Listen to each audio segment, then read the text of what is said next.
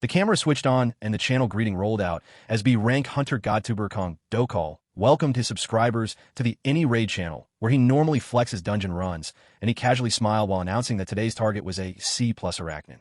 He pointed at the cluster of spiders and explained that arachnids always moved like ant colonies and counted as arthropods. Then he shut his eyes in a dramatic moment and said they didn't look like earth spiders at all because these things normally open with webs spitting instead of rushing straight in. That statement aged badly because the spider immediately charged him, and one of them almost skewered him with its stinger. But Dokal blocked it and shouted that the plan was ruined and the footage would probably need to be edited out later. The guy behind the camera, our main character, Mong Se-woo, who handled filming and editing, watched in shock and thought there was no universe where arachnids should behave like this since their fighting style revolved around trapping the opponent with webs and injecting poison into a helpless target rather than sprinting at prey like lunatics. Du grinned in irritation and rushed forward while promising they would have a little talk later. Then he sliced an arachnid apart, followed by another and another until he jumped into the air and cut the next one cleanly in half before landing on a pile of dead spiders while wondering what had gone wrong when Shu had specifically said they spit webs. Shu's face dripped with sweat as he thought that arachnids would only rush prey if they were in a desperate situation where survival no longer mattered. Du suddenly grabbed Si-woo by the shirt and demanded to know if he planned to keep pretending to be innocent. Then punched him in the stomach and yelled that an apology wouldn't fix anything because they had almost died due to him leaving Shu on the ground while he walked away, saying someone without special features like Seiyu was useless. The words hit Shu hard, and he narrowed his eyes while remembering how he awakened with an ability that had absolutely no special traits and how it was completely worthless for hunters, forcing him to survive by obsessively analyzing monsters and teaching hunters how to hit weak points properly. Du closed his eyes and muttered that he had almost died because of this bastard and that the whole squad would have died without his reactions. But the moment he finished speaking, the other members froze and pointed behind him as a massive monster appeared right at his back. The creature lunged, yet Dole had already dodged, and the entire squad broke into a terrified sprint because the thing was a huge elite monster that outpaced them easily. While running, Dokal dropped his sword and realized he needed bait to escape, then glanced at Seiyu and decided he would be the bait before kicking him in the face. As Seiyu screamed and shut his eyes, Dokal turned and said that since Seiyu had provided wrong info, he should deal with the consequences, leaving Seiyu on the ground, gritting his teeth until his eyes widened in horror upon seeing the giant monster standing right in front of him. While his body refused to move, the monster roared with its jaws wide open, and C's mind instantly drifted back to the hospital where his mother lay in a bed, reaching toward him and telling him he had to protect his younger sister. And that memory hit him so hard that he snapped back and realized he absolutely could not die here. He grabbed the sword with shaking hands and told himself he had to survive for his sister as the monster drew close, and he swung the katana with everything he had while yelling that he would survive no matter what. Suddenly, a violent explosion erupted and threw him backward.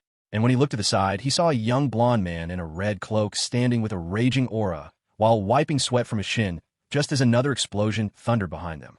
The blonde man glanced back while a guy covered in tattoos with a purple aura shouted that he would find his opponent anyway, before leaping forward, and a gray-haired fighter charged his fist with gathered energy while yelling that his opponent needed to stop running. The man in red swung as both two clashed so fiercely that Seiyu could only watch from the sidelines, questioning who these people were and why they were fighting. Then a massive explosion shook everything again, and he covered his face while trying to understand what was happening. As both fighters were knocked back, he stared at their faces and realized these were the kinds of monsters who could make even elite creatures tremble. Then watched them move at an impossible speed as the man in red attacked again, and shock waves burst across the battlefield. The villain grinned with sick confidence and smashed the red-cloaked man into a rock with a blast that set everything ablaze. The blonde man wiped his face again, saying they still had a long way to go before anything ended. He aimed his hand forward to charge an attack, while the villain charged his own, and both fired massive blasts that collided and filled the entire area with blinding energy as the villain yelled that neither of them would walk away unharmed. But the blonde only smiled and said he didn't care. Then he turned toward Seiyu and said he had left this possibility open, which stunned Shu, because the man apologized for dragging him into this mess while the villain sneered and said they were all going to die here. As the energy kept building, another explosion erupted, then another, each one shaking the ground as the blonde smiled while the villain screamed in agony, and Shu barely kept himself standing as a shock wave almost slammed into him. At that moment, the blonde man said he would leave something for him, and a shield appeared in front of Seiyu just in time to block the explosion. The cave was completely dark, and the only light came from a faint fire while Seiyu stood there untouched, trying to figure out what the hell had just happened. He lifted his head in confusion, then stepped back and felt something under his shoe before glancing down to see a working smartphone lying on the ground, as if someone had casually dropped it there. He picked it up, wondering why a random phone would even be inside this cave. And right then, a notification pinged, announcing the confirmation of a new manager. A connection check started on its own, and the system declared that the manager position change was now complete, as an unfamiliar aura wrapped around Siwoo, making his eyes sparkle with sudden intensity.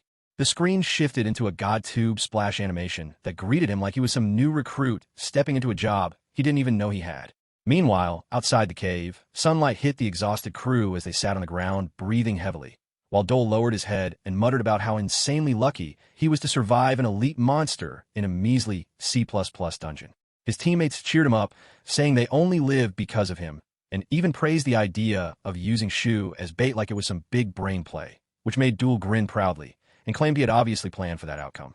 That confidence cracked instantly when his eyes shot wide open after Shu suddenly appeared behind him with a fist already mid-swing and inches from smashing his face. Though Du managed to block it with his elbow at the last second, he slapped Seiyu back and reminded him he was only an F rank, causing blood to drip from Shu's mouth.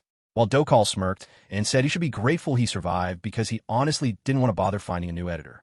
Seiyu stared up at him and asked if Dokal seriously believed he would keep working for the guy who literally tried to kill him. But Dokal jabbed him with an elbow again and claimed Seiyu had been the one begging and crying for money to pay his sister's medical bills, insisting that he helped him purely from generosity. So Seiyu owed him loyalty. Shu brushed his hand away and picked up the camera, explaining that he had the entire clip of Dokal abandoning him to die and that posting it would definitely pull massive views. Dokal shut his eyes and said he could just kill him right here. But Sue narrowed his own eyes and pointed out that Dokal would go straight to prison and lose his entire hard-earned channel. The moment he did that, the hunter's eyes went red with rage as he warned that if the video ever got uploaded anywhere, Seiyu's sister wouldn't be safe. After he spat out the threat, he turned away and shouted that he would just find a new editor. But Shu frowned and told him that Dokal had no idea what would happen to him if he even thought about touching his sister. After some time, Shu sat alone in his room, studying the strange phone he had picked up earlier. And he tapped through the interface while wondering how a platform like this even existed when it let anyone upload whatever they wanted. He kept scrolling and noticed that out of all the channels available, the ones dominating the platform were hunter channels where he saw knights battling Lucifer, Thor wrestling the world serpent, and even mythical gods showing up like regular content creators. He stared at the screen, trying to process whether these beings were actually controlling their channels. And he remembered the man in the red cloak while wondering why that guy had given him this phone in the first place. He set the device down for a moment because everything felt overwhelmingly confusing, then rested his hand on his chin while imagining what it meant if gods were actually running channels the same way influencers use GodTube. He cracked a small smile, thinking that gods probably started with at least 1 million followers just by existing.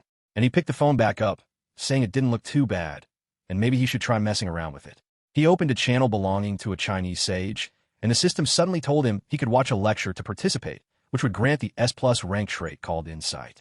Shu lifted his eyebrows in shock as another notification appeared saying he had subscribed to Zhu Ling, the legendary Chinese strategist from the Three Kingdoms era.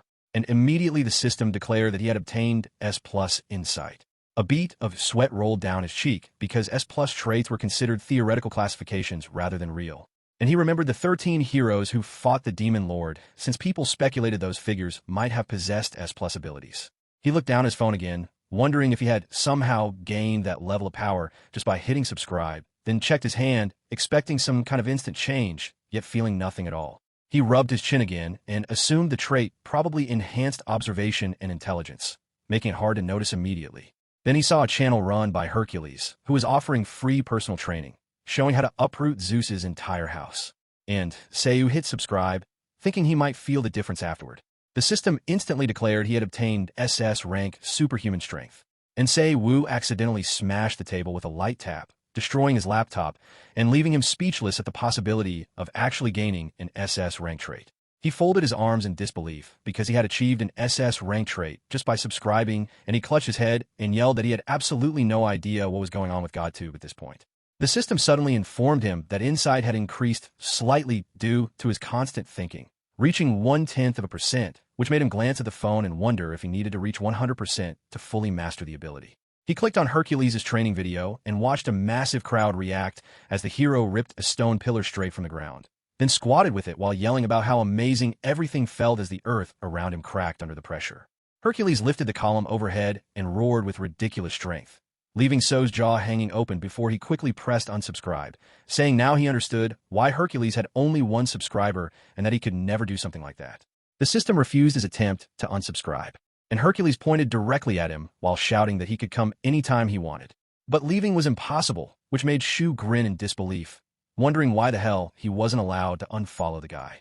Suddenly, his phone rang and Dokal's name showed up, making Shu glare at the screen and question why that bastard was calling him after everything that happened.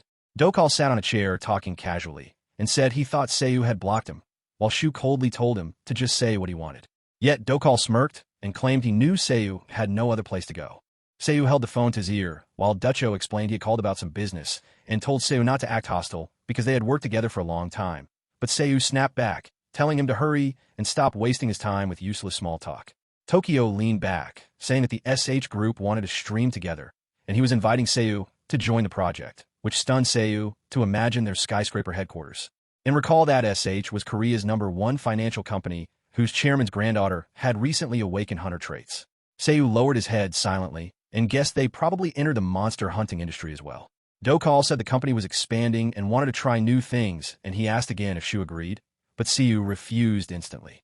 His eyes shot open when Dole suddenly said he would pay him 5,000 for the video, then asked again if Seiyu wanted to join now. But Shu smirked with a sharp expression and refused a second time. A bead of sweat slid down Dokalo's cheek as he pointed out the offer was 10 times the usual rate and good for both of them, and he asked Shu what amount he wanted. Shu smiled and named the price of 50,000, shocking Dokal into furious yelling that he isn't worth that much, and wondered how Shu figured out she was paying him a lot. Shu smiled again, thinking that his insight trait made it obvious why she wanted to work with him instead of stronger hunters, which scared Dokal enough to ask what he meant.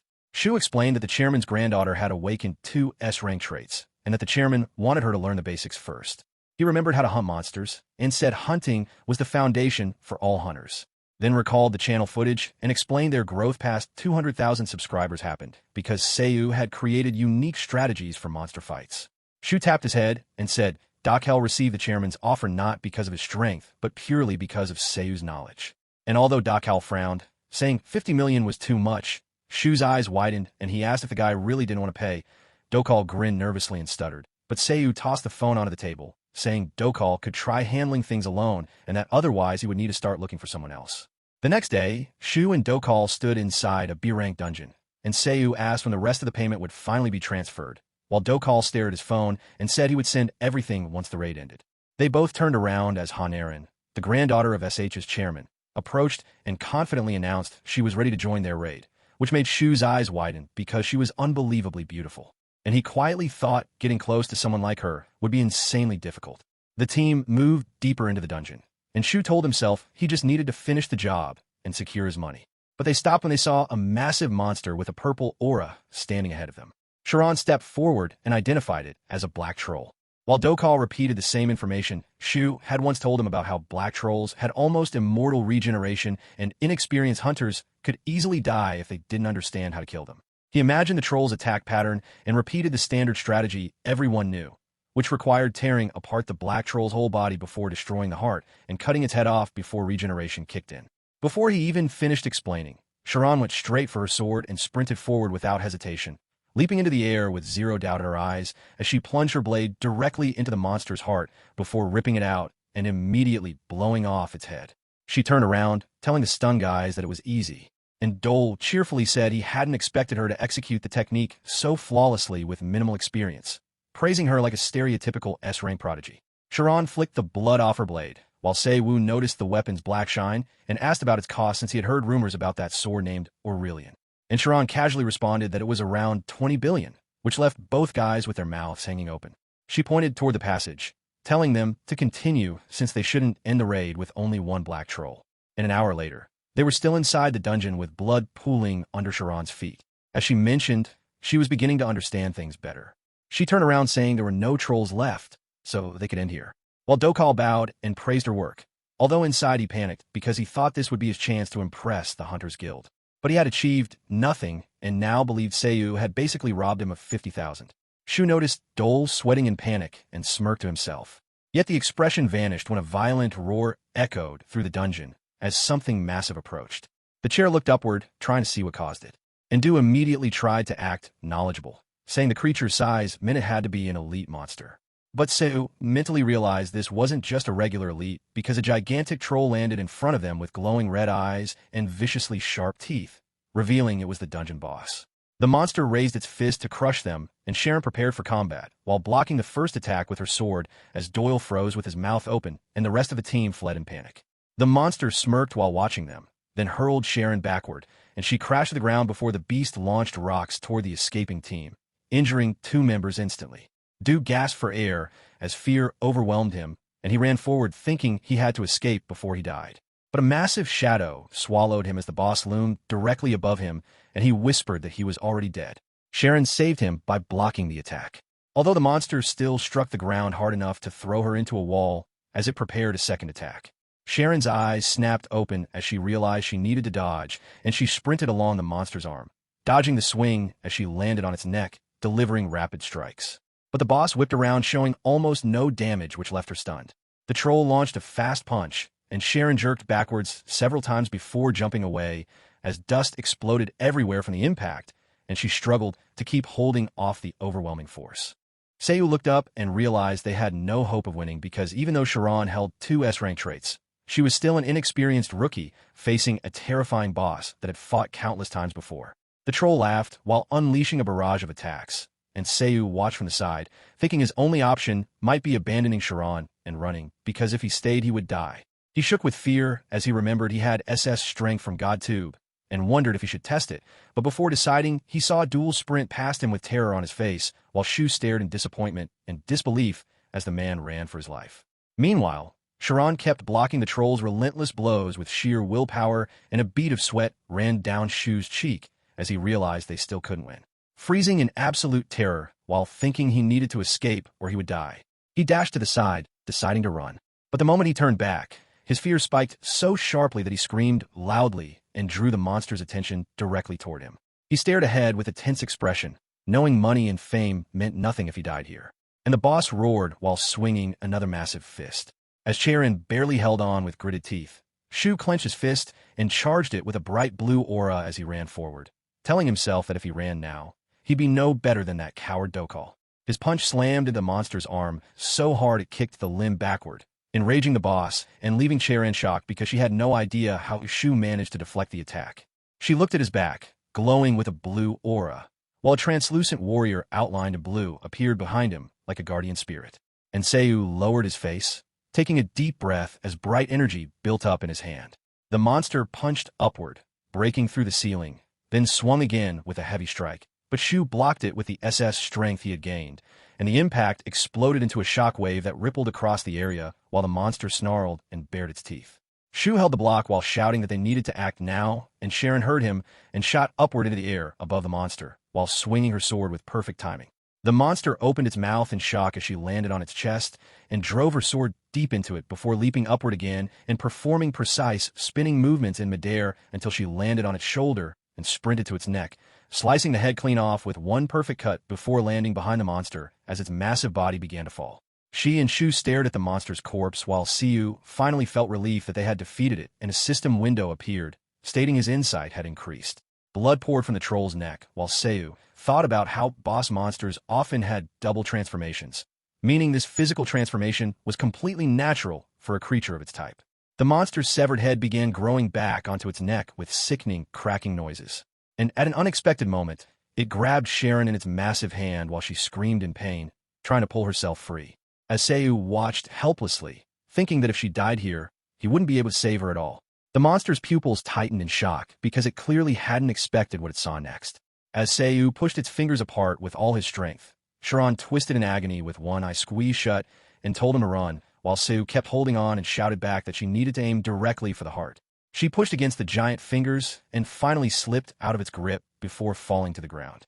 Then lifted her head with a fierce expression, saying she understood everything, grabbing her sword as she sprinted toward the monster with full determination. Shu was still holding the monster's fingers apart with glowing eyes, while yelling for her to trust him and attack. And the monster snapped its head toward the sound of her footsteps, trying to move its arm, but failing when it realized its hand couldn't budge. When it looked to the side, it saw C still gripping its fingers tightly as he wrapped his own hand around them and flashed a wide, confident smile straight into the monster's stunned gaze. The beast opened its mouth in rage while Frieren charged forward with her sword, slicing the monster's entire arm lengthwise with incredible speed and leaving a streak of blue light behind her as she leaped upward and pierced one of its hearts. Shu stared forward, his eyes shot wide open as he yelled that the ogre had 2 hearts. Frieren gasped because she hadn't known that detail, then dodged the monster's counterattack with a backward dash, while Seiyu thought she would probably figure it out using her instincts anyway. Her eyes gleamed like cosmic light as she focused and lunged straight toward the monster, swinging her sword again while lowering her katana with her mouth open in determination before driving a precise strike into the second heart. The monster erupted into a pain scream. Blue aura formed around Shu's leg, and he sprinted forward, wrapped in that glowing energy while swinging his fist and shouting for the monster to finally stop resisting and die. He jumped high toward the beast while Kron dropped down at the same moment. And in the monster's final moment, it saw the reflection of Seiyu's glowing fist in its eyes before its skull exploded into shattered fragments. Blue lightning flashed brightly in Seiyu's eyes while his hand dripped with blood and a trailing streak of blue light burned behind him. He slowly walked a few steps before collapsing to the ground right in front of Frieren, who stared down at him, wondering who he really was. A moment later, Shu found himself blinking awake inside a completely different room where a TV hung on the wall beside a clock in a cabinet. And as he pushed himself up from the bunk, he immediately noticed a woman seated in front of him. Karen sat right next to him.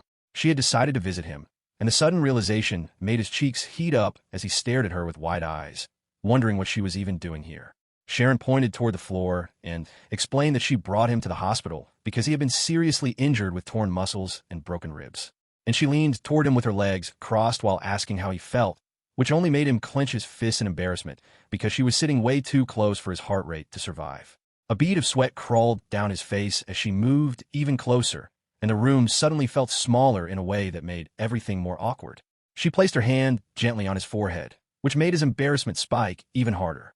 And for a moment, the two of them simply looked into each other's eyes while she kept her hand there with a sparkly curiosity shining through her gaze. Tilting her head a little, she said he seemed to have a fever while he scooted back and gave a shaky smile as imaginary steam practically poured from his head. And she then asked his name since they had never properly introduced themselves. With red cheeks, he wondered how she didn't know it already since she must have seen his information when he was brought into the hospital. But Sharon looked away awkwardly and said she had wanted to hear it from him directly. Shu tilted his head forward in surprise because it felt like she had somehow read his thoughts. And he realized that her S-rank 6 sense probably allowed her to pick up on things without him saying a word. She turned to face him fully again and said that he was probably still a few days from just waking up, but she wanted to make him a proposal. And Shu leaned closer, asking what kind of proposal she meant. With her hands resting neatly on her knees, she asked if he wanted to join her team. And Seiyu stared back in her eyes, wondering if she only wanted him because he fought an ogre earlier. Then everything froze for a second as she casually mentioned offering him an annual salary of 1 billion, making him snap upright with his mouth wide open and hand raised in pure shock, while she added that they would also split all monster loot equally. His grin faded when Sharon mentioned hearing about his younger sister suffering from a blood disease and said her team could cover the medical expenses so he wouldn't have to shoulder the burden, which cast a dark shadow across his expression as he lowered his head without a word. He eventually lifted his gaze and asked what he had done to deserve something like this. And Sharon leaned in slightly as she explained with a confident look that she wanted him to create strategies for her, finishing with the fact that she needed someone who could plan out tactics for every monster she would face from now on. Night finally settled outside, and the ward fell into complete silence, while Seiyu lay on his pillow staring at the ceiling, wondering if he was stupid for refusing her offer at all. The memory replayed in his mind like a soft rewind, showing him sitting across from Frieren while explaining the reason for his refusal. And she listened with calm surprise before telling him she understood perfectly. She added that if he ever changed his mind, he only needed to tell her because she still owed him for saving her life. And she planned to repay that debt by covering his sister's medical bills. But Shu kept thinking that before accepting any deal, he needed to test what GodTube could really do since it belonged to gods who casually turned S-rank hunters into background characters without breaking a sweat. Turning his head toward the side, he looked at his little sister, sleeping with her eyes closed, and he knew he couldn't chain himself to a decision too fast. When her future depended on something more unpredictable, she lay motionless on her back while he remembered the day she was caught in a sudden dungeon outbreak long ago, ending up with a rare blood disease modern medicine couldn't cure, only suppress. His mind filled with images of thick medical books, jars of rare ingredients, glowing blue crystals, and old monster skulls displayed on red cloth. All of them are expensive beyond belief, yet necessary for any true cure. Opening his laptop, he muttered that he would need an insane amount of money. And in the meantime, he still had to finish editing today's video. On the screen, Dokal stood frozen as Cheiran fought the monster. And Sei's eyes widened again, remembering how she casually mentioned her sword being worth 20 billion. He scratched his chin, thinking he could forge equipment and sell it himself, imagining a cinematic shot of him as a blacksmith forging a blade with supernatural strength, earning billions in record time. But as he lifted his phone, he made a frustrated face because he only had one free subscription left, and if he wanted another one, he would need to pay 1 million won. He stared at the God2 page where Hestus held a massive hammer, and Shu realized subscribing to the god of smithing was the only way to learn metallurgy and weapon crafting. He pressed the subscribe button with a dramatic tap and stared at his phone in shock as a system window appeared, telling him he had obtained S-class metallurgy. Inside Heista's forge, piles of ingots and ore filled the background, and the god's hand slammed a blacksmith hammer against Mjolnir while shouting with blazing eyes that weapon upgrades required absolute courage and no fear of failure. Shu flinched as Hestus roared that people these days had zero guts and needed to accept that their weapons might break. Several system windows appeared, stating that his incorrect knowledge of metallurgy had been fixed and that his mastery of god-level metallurgy had increased. The next morning arrived, and the scene moved to a quiet street where a small playground stood under the early sunlight, and Sei Wu hung from the horizontal bar with one hand before pulling himself up using only that single arm with steady strength. Two nurses passing by looked at each other in surprise and whispered about how much his body had improved, saying the doctor mentioned that So's recovery was unbelievably fast, even for a hunter, and that he could be discharged tomorrow. Shu looked away, pretending not to listen, though he absorbed every word and reflected on how he was being discharged way sooner than he expected, since he assumed he would need weeks of training before being allowed to leave. Sweat rolled down his face as system windows flickered in front of him, saying his skills were improving. And he visualized his muscle fibers stretching while thinking that reckless use of super strength would destroy his arms just like last time. So, training consistently was the only way to prevent it. Suddenly, his younger sister appeared behind him and called out gently, leaning forward with her hands folded behind her back and saying she heard he would be discharged the next day, which made him laugh awkwardly and admit it was true.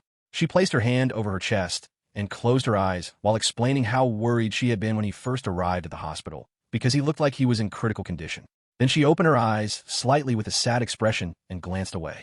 Still looking aside, she awkwardly pointed out that doctors originally said he would be hospitalized for months, yet he was somehow leaving after just a week. And Shu smiled with his eyes closed, thinking she was simply upset that he was getting discharged before her. He stepped closer and placed his hand on her head, telling her not to slack on treatment just because he wasn't around and reassuring her she didn't need to worry about the medical expenses for now. She nodded and mentioned that she already knew she was receiving free treatment thanks to Share Uni. And Shu made a painfully awkward face as he heard Charon's name with a weird expression while his sister smiled brightly, saying, Charon asked her to call her Uni since she had no younger siblings. Shu looked down and asked when that even happened and whether his sister had ever met Shirin in the hospital before, scratching his head awkwardly as she explained that Sharon visited them from time to time and checked on him during his training sessions. He blinked in surprise while crossing his arms because he had never once seen her there. And his sister said Sharon even asked how he was doing, which made the girl blush slightly as she hid her smile. Shu wondered why a busy hunter like Han Sharon would still come to visit him, and figured she probably wanted to recruit him. But his sister teased that Sharon likely came because she liked him, which made him turn away with an awkward smile and deny it. She added that he was more popular than he thought because the nurses constantly talked about him, and he glanced away with embarrassment, telling her to stop saying pointless things and hurry back to the hospital because he had somewhere important to go. He clenched his fist with determination, lifted his head, and declared confidently that he was going to make money.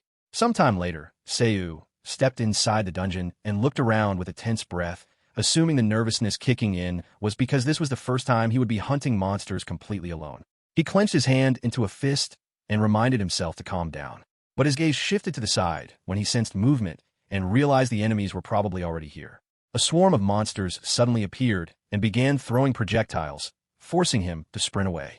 While he grinned slightly because he already knew these kinds of monsters acted in groups. Yet, he hadn't expected this many to show up at once.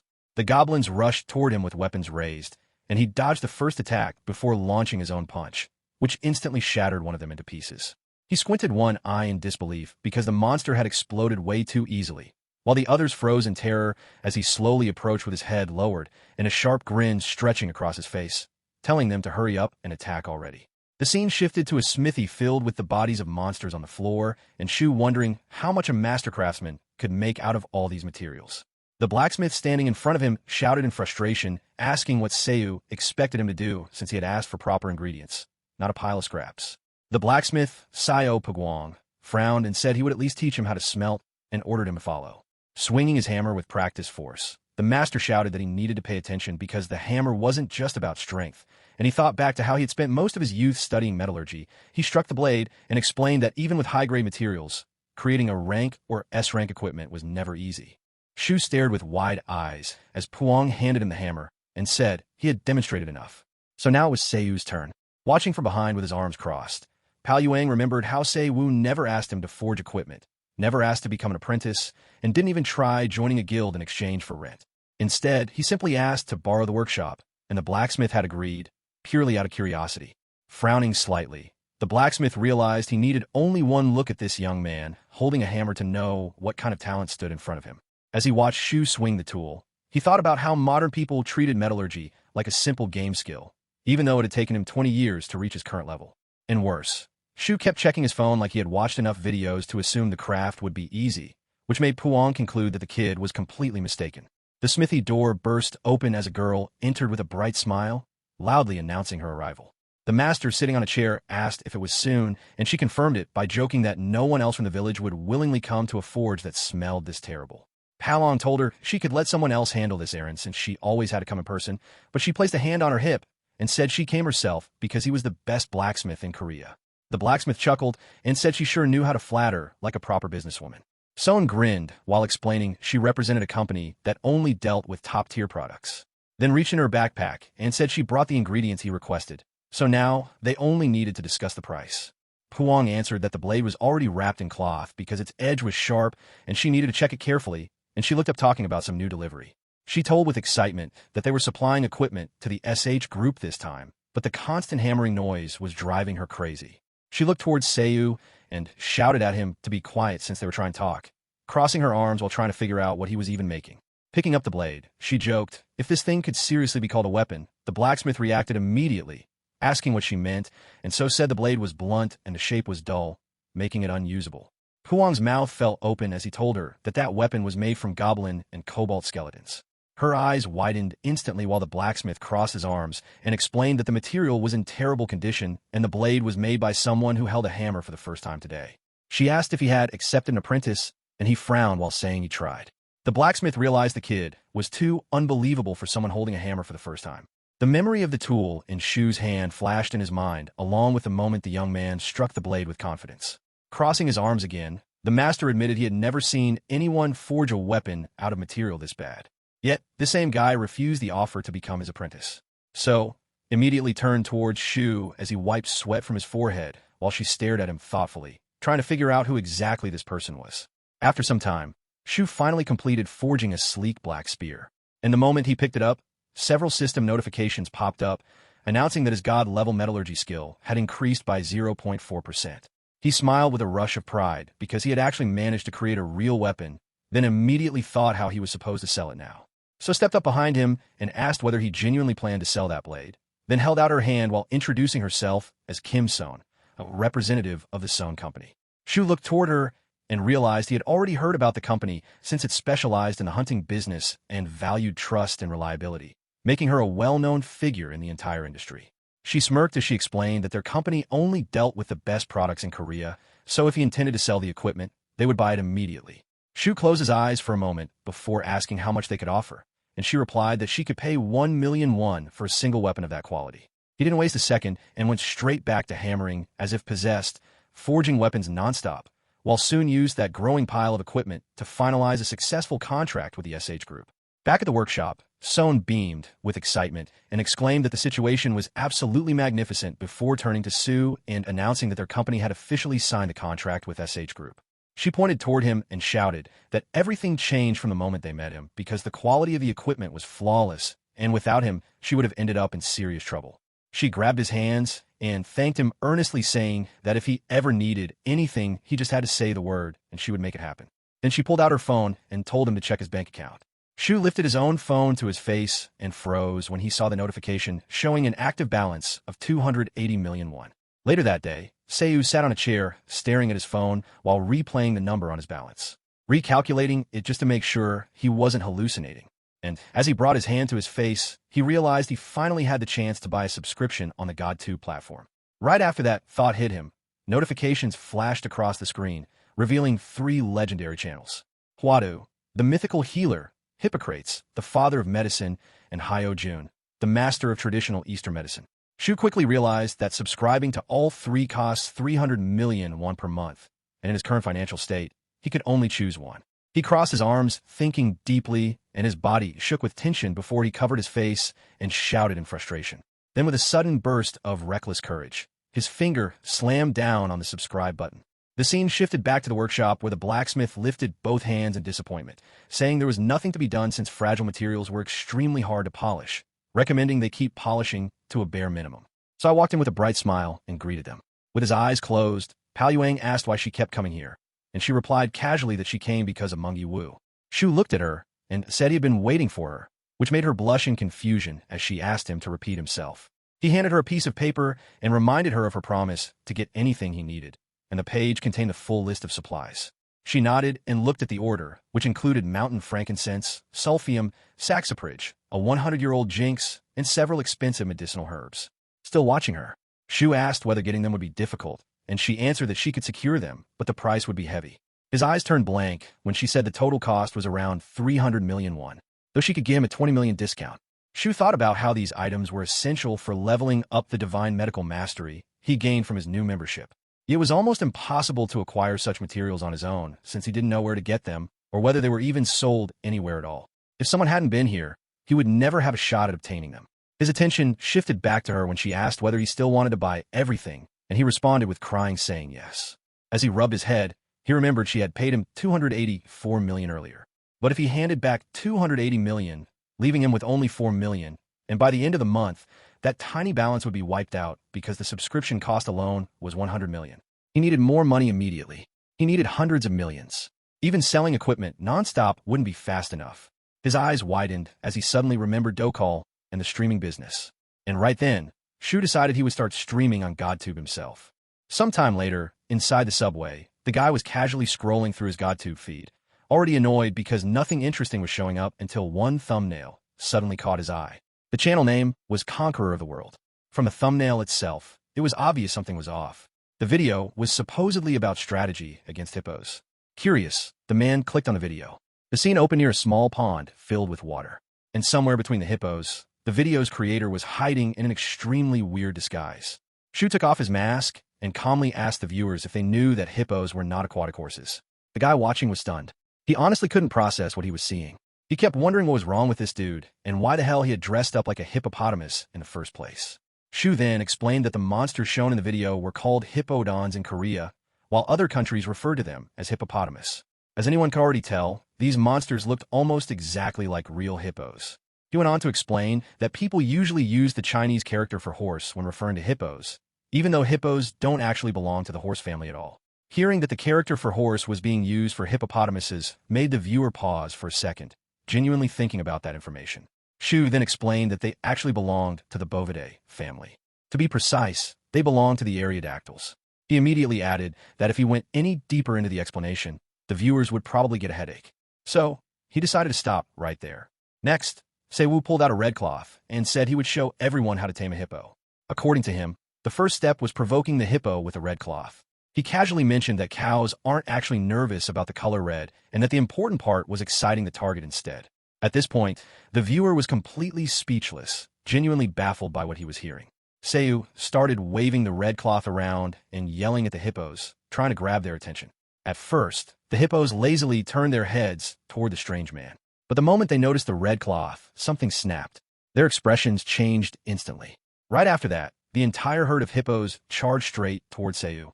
Instead of backing down, Shu kept luring them closer. When they finally got close enough, he calmly explained the next step on how to defeat a hippopotamus. The second step was apparently to just beat them and catch them. The video only got stranger from there, and the viewers seriously wondered if this was actually his real strategy. Then, Shu threw the red cloth to the ground and rushed straight into the herd of hippos. He collided with them heat-in. Plus, as he struck the first hippos, Shu shouted, "Rice noodles." And when he hit the second one, he followed up by yelling, "Buckwheat noodles." A short while later, the impossible happened. Seiyu had successfully knocked out every single hippo. He stood there, gave the camera a thumbs up, and asked the viewers what they thought. Was it really that easy? Even though the video had ended, the moments of that collision kept replaying in the young man's head. In the end, Seiyu told the viewers that if they found the strategy useful, they should like the video, subscribe to the channel, and turn on notifications. A massive number of viewers appreciated the video Seiyu had uploaded. The clip about hunting hippos quickly gained traction, hitting 3,628 views, with 243 people subscribing to C's YouTube channel almost immediately.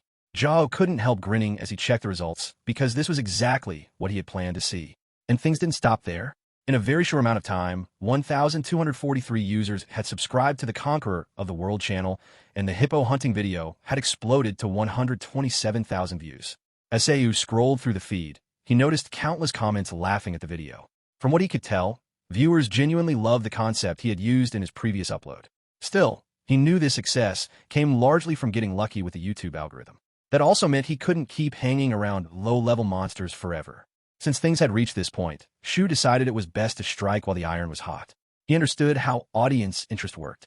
Because of high adaptability, stimulation always required increasing intensity to maintain strong attention. That kind of escalation was his specialty. After all, analyzing monsters and developing strategies was literally his job. Reaching 1 million subscribers wasn't just a fantasy. There was only one problem. All of a sudden, Seiyu noticed blood dripping from his nose. Almost immediately after that, an overwhelming wave of fatigue hit him. Fighting to stay upright, he told himself that he still needed to edit the video. Dungeon raiding and deliveries together were clearly too much. In the end, his body gave out. He staggered backward, fell to the floor, hit his head on the table, then painfully struck it again against the chair. Eventually, Shu collapsed completely. He had been pushing himself way too hard lately. Sometime later, Shu finally regained consciousness. The first thing he wondered was where he was. Then he realized he was staring at the ceiling of his own room. Sitting up on the bed and trying to piece things together, he figured out that he had passed out for a while and his head was throbbing badly. Still, thanks to Hercules' super strength, it all ended with him barely managing to survive. Pinching his nose, Shu muttered that he needed to hurry up and edit the video. He pulled out his phone to check how long he'd been unconscious. To his shock, the time read 4:31 a.m. He realized he had been out cold for an entire day. That was when it hit him. If he kept going like this, he would die from exhaustion before making any real money. Because of that, Seiyu decided it was time to hire an editor. Sometime later at Cafe Eden, Seiyu sat sipping a cold drink while reviewing suitable candidates. When he had written the job ad, he never expected so many people to apply. Maybe it was because of the high salary. The response was so intense that it felt like an idol audition. The base salary was $3 million with additional incentives depending on view count. As expected, money worked better than anything else, which was why he needed to choose someone who would make him the most money. Watching one candidate's sample video, Seiyu gave him a good rating. The sound effects were well-timed and funny, and his editing skills were clearly better than Shu's own, but it was already past 1 o'clock. Shu was starting to lose patience. Why hadn't this guy shown up yet? All he knew was that the candidate's name was Park Duo. Earlier, Shu had suggested that the 14th applicant meet him at the cafe at 1 p.m., and the guy had agreed. Even just from his name and the way he spoke, Shu had assumed he was an old-school guy, but that actually worked in his favor. Experience was exactly what he needed. Shu sent a message to Park Dioku asking where he was, but the message remained unread. He assumed he was rushing over and hadn't had time to check his phone, so he decided to wait a little longer, but that patience didn't last. Before long, it finally snapped. Seiyu slammed his fist onto the table and muttered, wondering where the bastard was. Right at that moment, the cafe door opened and someone hurried inside, apologizing for being late. A girl awkwardly asked if he was Mong Sui Wu. She introduced herself as Park Du, an aspiring YouTube editor. Seeing a girl standing there completely caught him off guard. He had imagined Park Doug to be some kind of gruff old-school guy. Taking a seat, the girl apologized to Shu again. He asked why she was late, and more importantly, why she hadn't even read his message. She explained that she had been editing a video late into the night, then realized she had forgotten to pack her younger brother's picnic lunchbox. Because she was in such a rush afterward, she hadn't had time to read his message before coming straight there. Shu asked what she meant by editing a video. Dioku replied that she was talking about the video she had attached to her application. Shu asked if that meant she had edited the video he provided in just 1 day. She corrected him calmly, saying that it hadn't taken her 1 day, but about 3 hours. Hearing that, Seiyu felt a strange kind of shock hit him. He had poured far more time into his own edits. Noticing his reaction, the girl wondered if something was wrong. Shu turned toward her. The girl, nervous and afraid, thinking she was about to be scolded, she shut her eyes and braced herself. Instead, Shu simply asked when she could start working. The girl apologized again, realizing she had completely misunderstood the situation, and said she could start right away. Shu thought about how it usually took him around 8 hours to edit a video. If each video only took her 3 hours, the efficiency alone was insane. He explained that, as stated in the ad, 2 videos per week was the standard. Sometimes he uploaded 3 videos, and if that happened, she would of course be paid extra. Shu reached out toward the girl who was on the verge of tears and told her that from now on, he would be under her supervision. Overjoyed, the girl slammed her head on the table in agreement and shouted that she would work hard. Almost immediately after that, panic erupted. People rushed past them shouting about a nearby underground breach. A warning echoed through the area announcing that an underground breach had occurred. It was identified as a C-rank breach, and residents in the surrounding area were urgently advised to evacuate as soon as possible. A terrified Daioka shouted at her new boss that they should evacuate immediately. But instead of panicking, he smirked and calmly asked her if she wasn't the one who had just said she could start working right away. Dogu froze, completely unable to follow her boss's train of thought, and quickly apologized. Mongu casually blew a tampon of blood out of his nostril, then turned toward Daioku with that same relaxed smirk still on his face. He handed her his phone and told her to follow him. Confused and nervous, Daioku asked where they were even going. Shu simply asked her what she thought. Of course, they were going to make money. The moment Daioku realized where they were headed, she gasped in shock. Even so, she still ran after Seiyu. While moving, Shu shouted back at her about the video, reminding her to turn the camera on immediately. Right after that, orcs began pouring out from the dungeon gate, charging straight toward them. He yelled, "Rice noodles, large portions." And in the next instant, he ripped a C-rank orc apart with a single blow. Turning toward the camera mid-fight, he reminded viewers not to forget to like and subscribe, and also to turn on notifications. Wiping orc blood off his face, Shu wondered to himself if this was finally how he would start making real money. Soon after, a group of hunters arrived at the site of the dungeon breach and immediately began helping nearby civilians evacuate. Suddenly, they heard a scream, and an orc's severed head flew straight over their heads. The hunters froze in shock, completely confused about what they were witnessing. Right in front of them, a young man was brutally beating orcs with his bare hands while loudly shouting the names of different noodles. Before long, Seiyu finished off every orc that had emerged from the dungeon. He then climbed on top of the pile of bodies, raised his fist into the air, turned to the camera, and once again told viewers to like, subscribe, and turn on notifications. Back at home, Daioka began editing a new video for her boss. As she worked, she couldn't stop thinking about what she had just witnessed, wondering what the hell was going on and why he was so popular. The comments were filled with laughter at the shocked reactions of people around him, while others marveled at how the conqueror of the world had beaten C-rank monsters with nothing but his bare hands. Many also praised how clean and well-edited the video was. Even after finishing the edit, Daegu still didn't fully understand what was happening. But one thing was clear to her. Her boss was a complete lunatic on GodTube. Covering her face with her hands, Daegu wondered if she would really be able to succeed. Meanwhile, behind her, her younger siblings were eating chicken and happily telling her that it was delicious, making sure to leave some for her as well. They invited her to eat with them. Just then, her younger sister grabbed a chicken leg and declared that it was hers. Her brother immediately reminded her that she had already eaten one and that they should leave it for their sister, Duku, watching her younger siblings bicker and care for one another. Du smiled softly, finally understanding what she had to do. She had to work hard, at least for the sake of her younger brother and sister. Meanwhile, over at the smithy, our MC continued forging weapons without stopping. After putting in a solid amount of effort, he finally succeeded in crafting a decent sword. This piece of equipment had been made using orc parts obtained from the previous battle. Unlike his earlier attempts, this sword was forged from class materials, which meant it was something he could actually rely on. As the process completed, his divine metallurgy skill increased by 1.4%, for percent reaching a total of 4.43%. The system immediately commented that he had created equipment of decent quality suitable to be given away for free. She wasn't exactly thrilled with that remark, but he was still extremely satisfied. An increase of 1.4% was massive, and considering the speed at which his skill was growing, the number itself was ridiculous. Kimon was visibly surprised when she saw the blade in Seiyu's hands and praised him, noting that the quality of his weapons kept improving. Huang, on the other hand, couldn't understand it all. How could someone who had started practicing metallurgy less than a month ago reach this level already? It made no sense to him. Shu simply chuckled and said he still had a long way to go, which was true. He hadn't even mastered a tenth of Hepatitis skills yet. The girl then turned to Shu and asked if he was planning to sell that blade. Shu replied that she was right and added that she surely knew how to sell it. Cyan told him to just hand everything over to her and reached out for the blade. Huang watched the exchange silently, clearly not liking what he was seeing. Cyan then noticed that Shu looked much older today, and Shu asked if that was really the case. She smiled and said that lately, the bags under his eyes had almost reached his nose. Shu let out an awkward chuckle when he heard that. Cyan followed up by saying she had even been confused about whether he was a human or a zombie before, though now he finally looked human again, and honestly, she wasn't wrong. Since Dogu had started editing his videos, the boy had been getting much more sleep. He was still incredibly busy, but things were more manageable. Even though he had paid extra due to the danger last time, he didn't have much money left for expenses or staff. Helping with video shooting wasn't really an editor's job, so he knew he probably should have paid her more. Still, Shu had zero complaints about Diak's editing. She was working extremely hard, and he was genuinely grateful to her.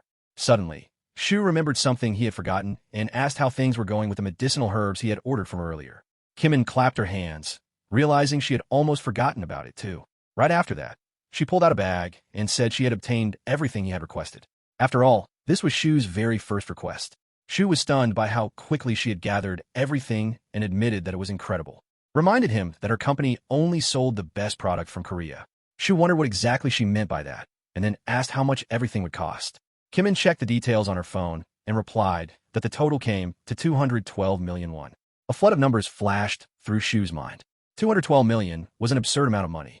Cyan then said that since it was Shu's request, she would give him a discount and lower the price to 200 million, but there would be no discount next time. Shu thanked sincerely for her help.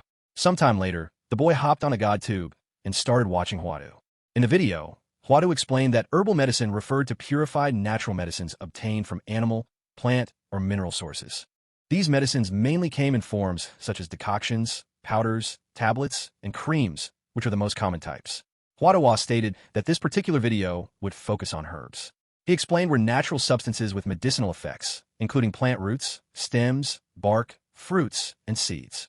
Although used in small quantities, they played an important role as compound preparations. Because of that, specific forms of certain preparations could also be referred to as herbs. This meant it was incorrect to define herbs as only one fixed form. Listening to all of this, Shu found himself completely lost. He couldn't help wondering what Huada was even talking about. If things kept going like this, he felt he would never be able to improve his mastery of the divine art of medicine. The system then notified Shu that he had gained high knowledge, increasing his insight skill by 1.4% to 8.7%. Just from watching the video, even that skill had gone up. Suddenly, something clicked for Shu. He had a revelation. Stripping hiatus explanation down to its core, it all came down to studying medicinal herbs used to treat diseases along with learning and understanding their effects. The system immediately notified Shu that he had correctly understood the definition of herbal medicine and that his skill level in the divine art of medicine had reached 0.4%. Shu was honestly confused by the fact that he had managed to understand it correctly. After that, he couldn't help wondering why Huadu had to complicate such a simple concept so much. With his mastery now at 0.4%, Shu began preparing medicine. He even succeeded in making a decoction that, according to the system, could be beneficial to his body. Staring at the decoction he had made, which honestly looked like straight-up goblin piss, Shu questioned whether it was actually edible, and if it was said to be beneficial to his body, didn't that also mean it could potentially be harmful? Even so, he decided to drink it anyway. He lifted the bowl and downed it in one go. The next instant, Sei Wu crashed to the floor, spilling the decoction he had prepared everywhere. What hurt the most wasn't the fall, but the amount of money he had spent on all of this. The cost of the herbs alone was insane. Suddenly, Shu heard a notification and reached for his phone. After drinking the decoction that was beneficial to his body, his superpower had increased by 0.01%. That result shocked Seiyu. What made it even crazier was that less than 3 seconds had passed since he drank the decoction. He even found himself wondering if he should lick whatever remained of it. Sometime later, the protagonist was seen inside an E-ranked dungeon. Vampire bats were E+ ranked monsters belonging to the bat family. There were several reasons he had come here today. First, he planned to shoot a video discussing whether bats were rats. Second, he needed to obtain vampire bat loot to create equipment. Finally, he needed to study the diseases carried by vampire bats. Since they lived in small groups of at least several dozen, sometimes even hundreds, all kinds of diseases thrived among them. However, the most interesting part was that vampire bats themselves were not susceptible to disease. if bats carried illnesses possibly related to blood disorders. Then discovering why they were also resistant to them might give him a clue to treating his sister's blood disorder. It would not be easy, but with the divine art of medicine, it was possible. Suddenly, Seiyu sensed something, and it was not bats. It was the sound of footsteps. He immediately jumped higher and hid behind a rock, deciding it would be better to avoid contact just in case. When he identified the source of the footsteps, surprise crossed his mind because it was Kong Dachul's sidekicks. The situation did not make sense. As long as the dungeon had been assigned to him by the Hunter Management Bureau, other hunters were not allowed to enter. Coincidences could happen, but it felt unlikely that Kong Do's lackeys had wandered in by accident. These people were around-class hunters, which made their presence in an E+ ranked dungeon even more suspicious. Shu assumed they had come specifically for him. A dungeon was an isolated space without internet or communication networks, meaning no one would even know if someone died inside. Shu briefly considered what he should do, then questioned why he was even thinking about it. After all, everything would become clear once he dealt with them. Meanwhile, the lackeys talked among themselves, confirming that Shu had indeed entered the dungeon. Duo was confident because he had personally seen Shu go inside. Kim Ji-woo looked around, wondering why Shu was nowhere to be seen. Jim Cheel suggested that Shu might have already died inside. Kim Ji-woo recalled that Shu was a completely useless awakened one, even worse than F-class hunters, and wondered how someone like that could enter a dungeon alone with such confidence. Regardless, it made their task much easier. Jim Cho spread his arms, admitting that while he did not know how Shu handled everything else, he was at least smart enough to come up with some kind of strategy against the vampire bats. Kim Ji-woo dismissed the idea, questioning what a talentless person like Shu could possibly do. Duna, however, mentioned that after watching that video, it did not seem like Shu relied only on strategy. Gile doubted it, reasoning that the video could easily have been manipulation or computer graphics editing. He even looked around and suggested that this entire place could be a set rather than a real dungeon. Kim Jo agreed that anything was possible. Suddenly, a loud sound echoed through the cave, followed immediately by something rushing past them. Mio appeared behind Kim Ji-woo and demanded to know Kong Dachul's current whereabouts. Kim Ji-woo was terrified, having failed to sense Shu's movement at all. Shu openly admitted that he had not expected them to reveal information so easily and noted that he hoped they would not answer him. Taking advantage of the brief moment when Shu stood still, Kim Ji-woo leaped aside. Ji Minchil demanded to know where Seiyu had come from. Dina questioned whether Shu had chosen to fight them. Kim Ji-woo mocked him, wondering what a useless idiot like Shu could possibly do before rushing forward to finish him off. Before Jio could get close, Shu casually waved his hand, knocking the sword out of Jio's grip. He followed up with another strike, sending Kim Jio flying. As Jio tried to stand, a painful sob escaped him. Shu reflected on what he was about to do and accepted it without hesitation. He kicked Kim Jio in the head while he lay on the ground. Du Yuna and Ji Minchil were visibly shaken by what they had just witnessed. Ji Minchil cursed Shu for his actions, but in the very next moment, he found himself pinned against the cave wall. Stunned, Yuna turned toward Nchil.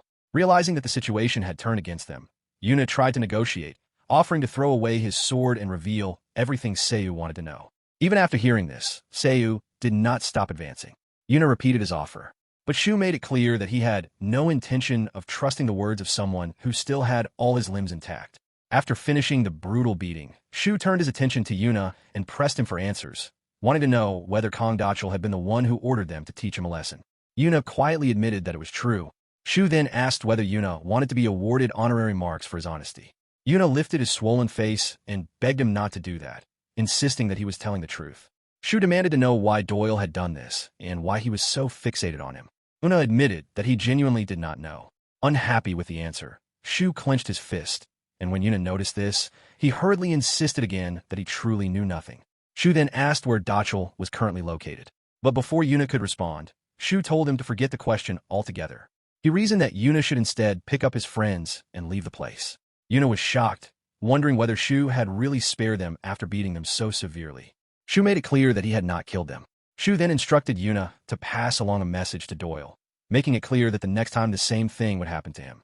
Shu grabbed Yuna by the face and emphasized the message, making sure it would not be difficult for him to repeat it. Sometime later, the crippled Duna, Jim Cho, and Kim Jio gathered in front of Kong Dachul. Dachul was left speechless by the sight of them. At that moment, Mungi Wu appeared between Duna and Jim Min Cho, casually noting that it had been a long time since he and Dokal had last seen each other, roughly about a month, and even commented on whether Dokal had been eating well. Kim Ji-woo desperately tried to explain to his boss that everything had been a misunderstanding.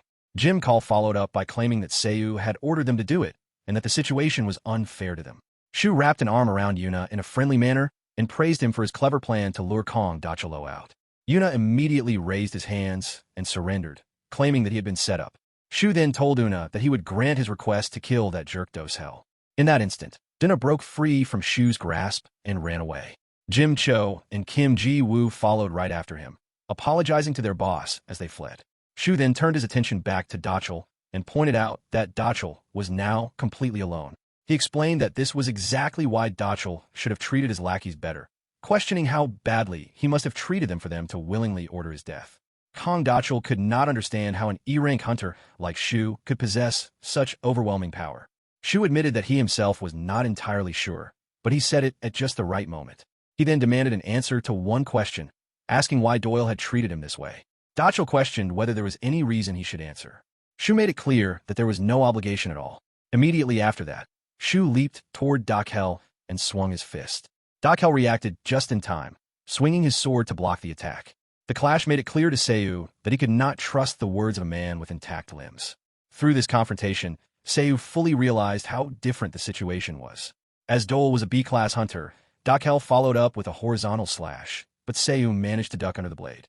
Doyle could not help but acknowledge the clean dodge. Shu jumped back immediately, creating distance between them. He admitted to himself that Dushal's reaction speed was far better than expected.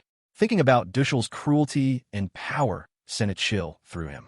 While even a decent blow could shatter a sword, he still lacked the skill to properly block a B-rank hunter's weapon.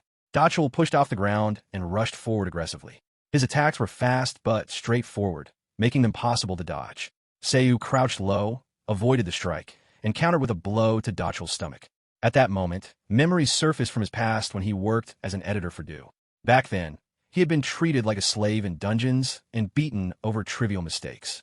Countless times, he had filmed Doyle fighting monsters, replaying the footage hundreds of times. While editing those videos, he had subconsciously analyzed Dachal's habits, tendencies, and behavior.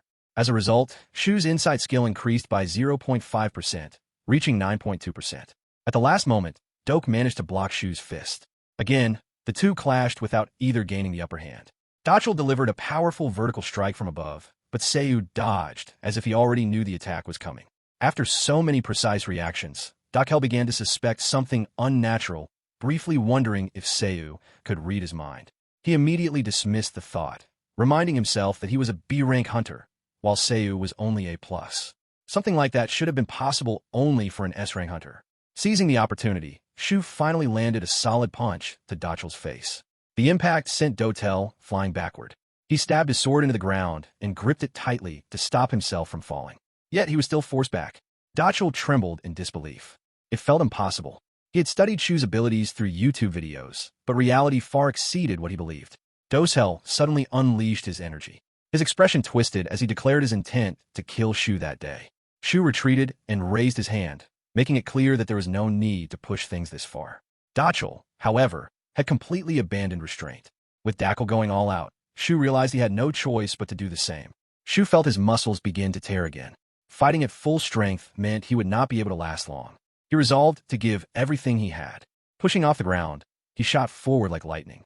All Dachal managed to perceive was Seiyu's figure appearing in front of him in an instant. A powerful punch followed, triggering a massive explosion across the battlefield. A short time later, the Inspection Bureau arrived at the destroyed construction site. The commander ordered the area to be sealed off and instructed her subordinates to check for survivors. Several agents stepped forward, announcing their presence and searching the site. As the dust slowly settled, they spotted a man standing with a sword in his hand. The commander asked whether his name was Meng Shu without stepping off the defeated Kong Dukhel beneath him. Shu confirmed his identity. The commander then displayed her identification and introduced herself as Li Min-young, the commander of the 4th Guard Unit of the Inspection Bureau. She requested that Seiyu accompany them to the bureau. Once inside the bureau, Li Man-young confirmed whether she had understood correctly that a hunter named Kong Dohol had attempted to kill him. Shu confirmed that this was indeed the case and stated that he had already submitted video evidence. Li Jiang acknowledged that she had reviewed and approved the footage. Although the situation was serious and not something that could be easily ignored, Hunter Mang Shu was listed as an awakened individual without features. The guards were essentially the police force responsible for protecting hunters, but in reality, they specialized in hunting down criminal hunters who murdered people. Shu had previously heard that squad leaders were appointed from hunters of at least a rank, and the aura radiating from the woman sitting across from him truly resembled that of a killer. Shu asked whether the rank of a trait was related to the rank of a hunter. Lai Zhang responded that she already knew Seiyu was ranked E+. Shu confirmed this. Before Lai Man-young could continue, Shu questioned whether there was any reason he needed to answer such inquiries, considering that he was the victim in this situation. Li Man-young immediately apologized and explained that due to her line of work, she had developed a habit of suspecting everyone. Based on the video evidence from the Arakan dungeon and the abandoned construction site that Seiyu had submitted, the Bureau would handle everything accordingly. Lai Man-young stated that Kong do again and suggested ending the investigation at that point. She then Seiyu for his cooperation. The boy opened the door and stated that in that case he would leave everything in her hands. Moments after Seiyu exited the inspection bureau, the door opened again. A guard entered and appeared surprised that the squad leader was still present. Noting that Hunter Mong Se-Wu had just left, and assuming she would not still be there, Lim Jiang admitted that the situation was strange. Jiunghua apologized, saying she did not understand what the commander meant. Lai Man-young then asked Sua about her rank. The sudden question startled her, and she replied that she had recently been promoted to B rank. At that instant, the atmosphere in the room grew unbearably heavy, and Sua, unable to endure the pressure, collapsed to the floor. Confused and shaken, Sua looked toward the squad leader. Lai Man-young commented that as expected, Sua could not handle it. Sua thought that this result should have been obvious considering the squad leader was no ordinary guard. With a puzzled expression, Lai Man-young remarked that Hunter Manji Wu had not felt anything at all. Sua was stunned by this revelation, wondering how that was possible when Shu was only an E+ rank hunter. Li Man-young agreed and admitted that it was indeed strange. Sua questioned why Shu had been allowed to leave so easily, especially considering the existence of hunters who concealed their true rank. Lim Jung cut her off, explaining that it was because Shu was not strange and carried human scent. Left alone afterward, Sua quietly wondered what kind of nonsense that explanation was. Meanwhile, Shu was walking home. He felt satisfied with how everything had turned out. Yet, he could not stop thinking about when something like this might happen again. If his GodTube channel continued to grow, he could easily become a target for criminal organizations. At his current level, even dealing with Kong Dachel had been difficult. Without the accumulated knowledge of Dachel's habits, behavior patterns, and the assistance of his S+ insight, he would have died much earlier. As he thought about the challenges ahead, his most important trait stood out. His SS-level superpower, which stubbornly refused to increase. Shu reflected on why his superpower remained stuck at 1%. Earlier, the system had congratulated him on winning an individual training session with Hercules. It was a free session awarded in celebration of reaching 1 subscriber, something Shu considered completely insane. When he checked Hercules' channel, Shu was surprised to see that it still had only 1 subscriber. That alone convinced him the reward had to be something significant. Hercules himself was shocked by what he had learned. Seeing his only subscriber, he had assumed it was a human. But the idea of a human accessing his channel made no sense to him. Shu asked whether that meant nothing would work. Hercules explained that it was not exactly like that. But if the situation continued, he would not be able to conduct a personal training session. Shu wondered whether that meant he would be unable to accept the training at all. Hercules clarified that this was not the case since he could not physically go to Seiyu's location. A face-to-face training session was impossible. This led Shu to think about how he had even connected to GodTube in the first place. Recalling the blonde man who had left him the smartphone and the white-haired man he had fought, Hercules loudly interjected and explained that even if he could not correct Shu's posture in person, he could still teach him properly. He reassured Shu not to worry. Through the camera, Hercules observed Shu's body and noted that his balance was already excellent, especially his back muscles. Shu wondered whether Hercules was referring specifically to his back. Hercules sighed deeply and clarified that the back muscles referred to all muscles on the back of the body, with what he mentioned being only a portion of them. He emphasized that these muscles acted as armor. He listed the trapezius muscles, the triceps, and the brachioradialis. Shu was astonished by the sheer number of muscles Hercules described. After learning about proper muscle engagement, Se-Wu managed to slightly increase his super strength skill, finally reaching 1.02%. Hercules explained that there were many different types of back muscles, and that because they were located behind the body and could not be seen, people often forgot their importance. He raised his leg and stressed that these muscles were extremely important. Lowering his leg, he stomped the ground and explained that they were essential for maintaining overall body balance during powerful movements. Shu was deeply impressed and wondered what he had just witnessed. Hercules asked whether Seiyu had noticed it. He then explained that the technique was called divine martial arts, something he had personally created. Seiyu felt confused by this explanation. Hercules clarified that it was nothing extraordinary, simply a system that combined all of his combat techniques into one. This was the same strike he had used to crush the Hydra, destroying it instantly by striking the center of its head. Regardless, Hercules emphasized that the back muscles were crucial in these techniques and that the lower body served as the foundation supporting everything. He asked Seiyu to consider what would happen if the pillars of a building collapsed during construction. Shu understood that the structure would fall apart. Hercules immediately reinforced the comparison, stating that the same principle applied to the human body before striking the ground once more. Shu grasped that if his lower body failed, the same collapse would occur.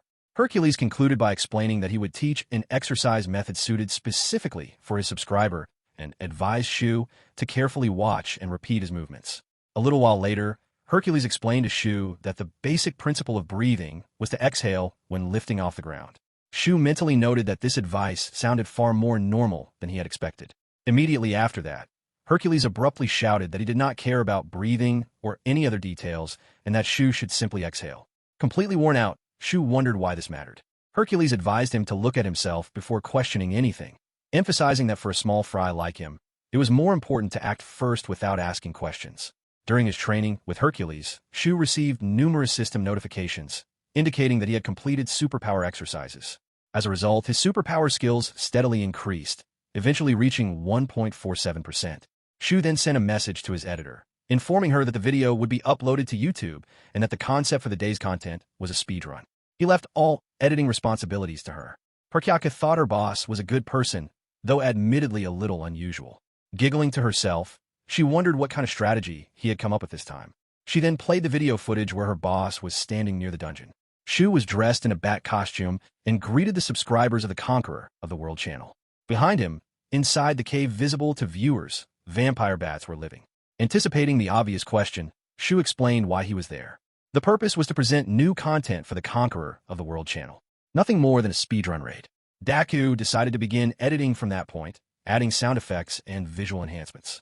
Still, she could not help wondering why he had chosen to film vampire bats.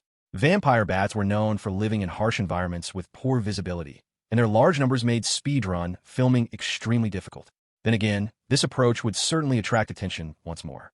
Shu picked up the phone and explained that after conducting research, he had discovered that the current dungeon clearing record of 58 seconds was held by S-rank hunter Yahello from the Firewood channel. He stated that he intended to break that record today. This would be a speedrun raid by the Conqueror of the World channel on the Vampire Bat dungeon, starting immediately. Daiaka decided to insert a timer for this segment. Suddenly, something unusual caught her attention. Observing the stance her boss was taking, Daiaka wondered whether he had started doing gymnastics. Shu loudly declared the banquet challenge and immediately lowered his leg. The moment his foot touched the ground, a deafening rumble echoed through the dungeon, kicking up a massive cloud of dust. Diagram was left completely stunned, barely believing what she had just witnessed. Afterward, she wondered whether it was even possible to collapse an entire dungeon. Shu slapped himself on the head, reminding himself that he still needed to collect the ingredients. Regardless, the raid was already over. Diagram was left wondering in fear what exactly she had just seen. Yet, she still believed her boss was a good person. After checking his phone, Shu was delighted by the astonishing statistics. His channel had already reached 1.4 million views and 6,810 subscribers, and the numbers continue to rise. Even more surprisingly, Yu Hanoi from the Firewood channel, who had 41 million subscribers, had left a comment under the video. Shu grinned, clearly sensing that she had rushed over in panic after learning that her top position had been taken. The mere fact that the Fire Witch herself had commented already carried tremendous impact. If they ever collaborated, 1 million viewers would be guaranteed. Shu forced himself to calm down. At times like this, he needed to become even more provocative with his content. He checked his stats and saw that his superpower level had reached 2.01%. After receiving individual training from Hercules, the skill that had previously refused to increase had now exceeded 2%. With just 2%, he was already capable of destroying a dungeon filled with vampire bats. If his skill increased further, he would not mind asking Hercules to teach him divine martial arts later. After some time passed, Hercules firmly refused C's request. Shu insisted that Hercules teach him during individual training, but Hercules rejected him again. Shu reminded him that he had already won. Yet Hercules stated that these were entirely different matters. Seiyu wondered what he meant by different, and Hercules explained that individual training and teaching divine martial arts were separate things, each with its own definition. Moreover, for a weakling like Shu, building muscle was the primary concern. Divine martial arts were a method Hercules had created to match his own strength, and without sufficient superpowers, Shu would not be able to use them. Seiyu stated that he was already using his superpowers, which greatly shocked Hercules. Hercules' projection suddenly expanded in size as he questioned whether Shu was truly using his power. Seiyu confirmed that he was, and that Hercules himself was providing personal training. Hercules clarified that personal training simply referred to individual lessons and was not meant to involve teaching his own superpowers. Shu was surprised by this explanation and reminded Hercules that he had indeed studied his superpowers. Hercules replied that this was impossible. Shu then wondered whether it was normal to study the traits of gods on GodTube, or whether what he had studied was not actually Hercules' superpower. Hercules asked Shu to wait briefly. Immediately afterward, Hercules used his power to create a projection. Stunned by the sight, Hercules grabbed Shu by the shoulders and questioned how he had accomplished this. He asked whether this meant Shu had learned divine powers simply by subscribing to his channel and whether the same applied to other gods on God. Seiyu admitted that this was indeed the case and remarked that it seemed ridiculous. Hercules shouted that it was absolutely ridiculous. Gaining the powers of real gods merely by subscribing to their channels was complete nonsense. Shu calmly noted that it worked for him. Hercules told Shu to be quiet for a moment and pointed out something strange. The real mystery was how Shu had managed to connect to the GodTube at all. Shu was an ordinary person without divinity. Yet, he had somehow discovered this opportunity. After listening to So's story, Hercules reflected on the two individuals Seiyu had encountered earlier. Upon reconsideration, they indeed seemed to be from GodTube. Shu wondered whether beings from GodTube could enter their world, given that Hercules had previously stated he could not. Hercules explained that their dimensions could not interfere with each other. He then asked whether Shu remembered that his GodTube account was a manager account. If so, one of the individuals Seiyu had met must have been a manager. Seiyu asked whether Hercules knew who the managers on GodTube were. Hercules admitted he knew only a few. Even so, Hercules emphasized that Seiyu should not have been able to obtain divine powers merely by signing up with a manager account. Seiyu wondered whether that was truly the case. Hercules explained that if such a thing were possible, managers would have no trouble becoming gods of the universe themselves. Nevertheless, he was certain that Seiyu had somehow obtained divine powers. Shu smiled tensely and asked Hercules to take him as a disciple, but Hercules refused again. Shu questioned why he continued to refuse. Hercules replied that it was too troublesome. Shu reminded him that he had already mastered divine powers, but Hercules countered that these were different matters altogether. Even providing individual training was already bothersome, and adding divine martial arts on top of that was unacceptable. Seeing how firm Hercules was, Shu decided to ask one final question. He wondered what subscribers on GodTube truly represented. Hercules was puzzled and after a brief pause explained that subscribers could be understood as a form of divinity. Shu interpreted this to mean that the more subscribers one had, the higher their divine status became. While he did not fully grasp the concept, he understood that more subscribers were generally better. This was why Hercules continued to provide individual training despite finding it annoying. Subscribers were the only thing Hercules cared about besides muscles. With that in mind, Seiyu proposed a deal. If he could help Hercules gain 100 subscribers, then Hercules would have to teach him divine martial arts. Hercules wondered how Shu could possibly accomplish that considering he could not even reach him physically. Leaning closer to Hercules' small figure, Seiyu questioned why Hercules would not trust him and gave him a thumbs up. Shortly afterward, Hercules' channel skyrocketed to 34,241 views and 127 subscribers.